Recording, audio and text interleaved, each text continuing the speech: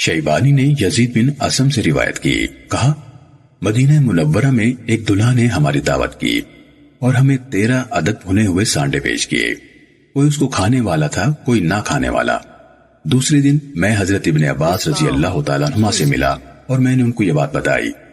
ان کے ارد گرد موجود لوگوں نے بہت سی باتیں کی، حتیٰ کہ کسی نے یہ بھی کہا رسول اللہ صلی اللہ علیہ وسلم نے فرمایا تھا میں اسے نہ کھاتا ہوں نہ روکتا ہوں نہ اسے حرام کرتا ہوں۔ اس پر حضرت ابن عباس رضی اللہ تعالیٰ عنہما نے کہا تم لوگوں نے جو کہا ناروا ہے، اللہ تعالیٰ نے جو نبی بھیجا وہ حلال کرنے والا اور حرام کرنے والا تھا، یعنی حلت و حرمت کے حکم کو واضح کرنے والا تھا۔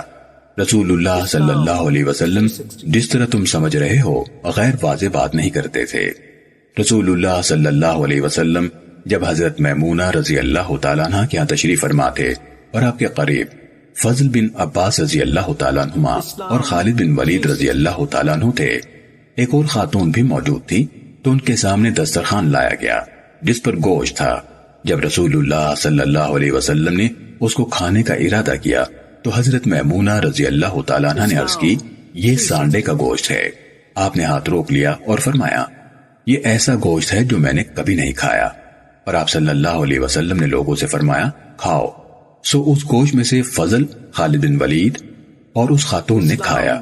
حضرت میمونہ رضی اللہ تعالیٰ عنہ نے کہا میں تو صرف اس کھانے میں سے کھاؤں گی جو رسول اللہ صلی اللہ علیہ وسلم کھائیں گے۔ صحیح مسلم